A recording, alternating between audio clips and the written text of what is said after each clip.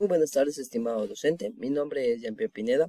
Actualmente estoy cursando el tercer ciclo de Pedagogía de la Física y las Matemáticas y a continuación voy a dar la explicación acerca de la práctica de laboratorio que nos asignaron esta semana.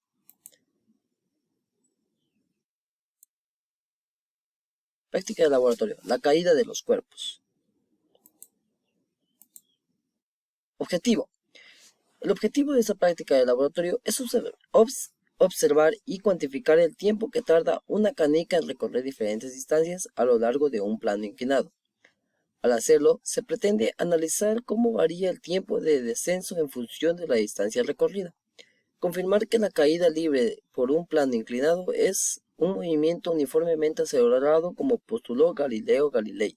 Evaluar las diferencias en el comportamiento entre las canicas pequeñas y una canica grande al descender por el mismo plano.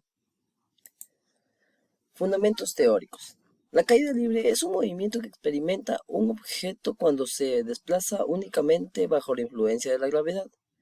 En ausencia de la resistencia del aire, todos los cuerpos caen a la misma velocidad independientemente de su masa. Ejemplos de caída libre. Caída de una manzana desde un árbol.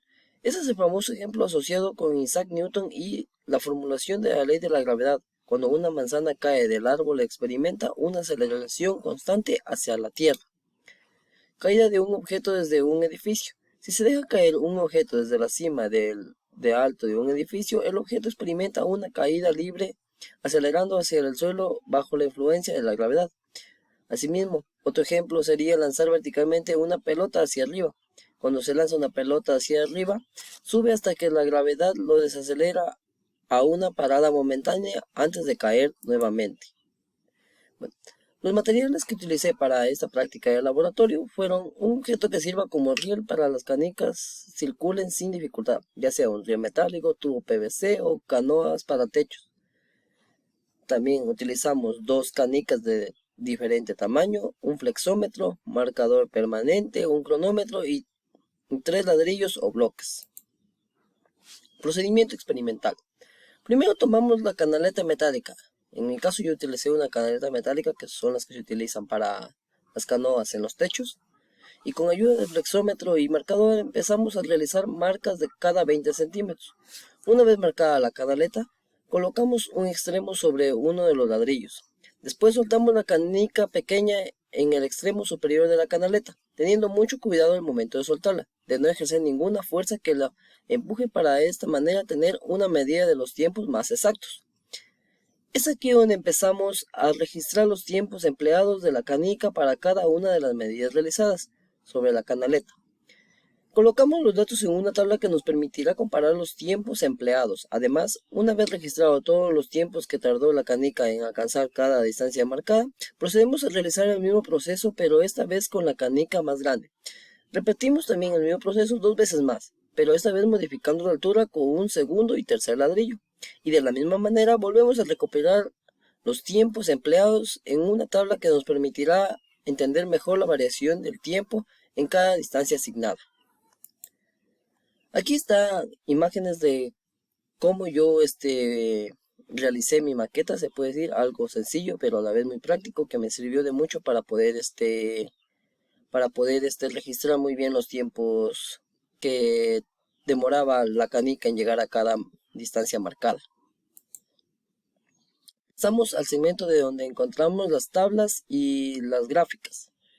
Y a la altura de un ladrillo con la canica pequeña, estos fueron los tiempos que yo logré registrar mediante un cronómetro. Y elevando al cuadrado, estos son los resultados. Expresando en una gráfica, poniendo el tiempo en el eje de las X y el eje de la Y, utilizando la distancia en centímetros, obtuvimos una gráfica como esta. Mismo pasó, se puede decir, con una altura de un ladrillo con una canica grande. Estos fueron los tiempos empleados. Hubo una variación en los tiempos debido a que la canica más grande descendió con una aceleración mayor. Y la gráfica es este de aquí. Realicé el experimento con 2 ladrillos y la canica pequeña. y el tiempo se iba reduciendo.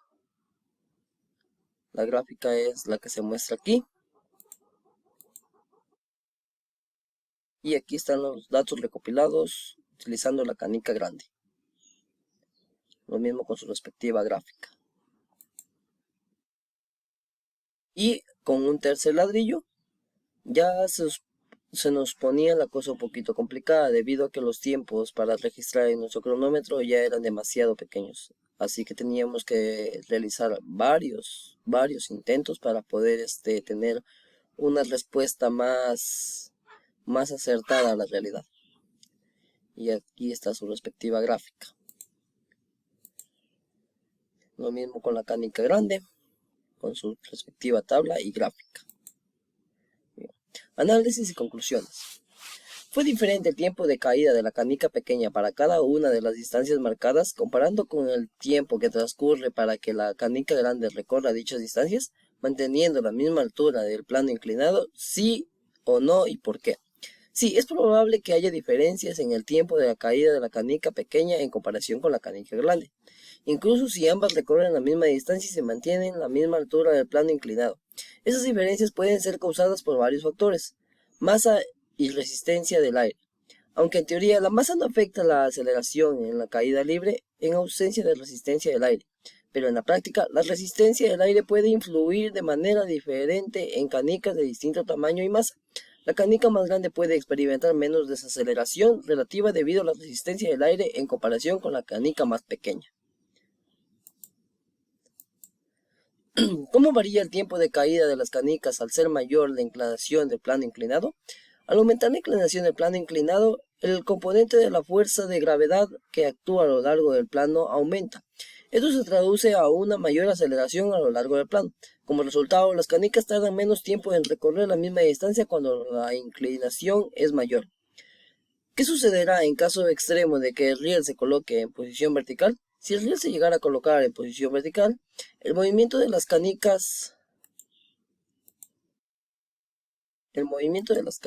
ay, perdón.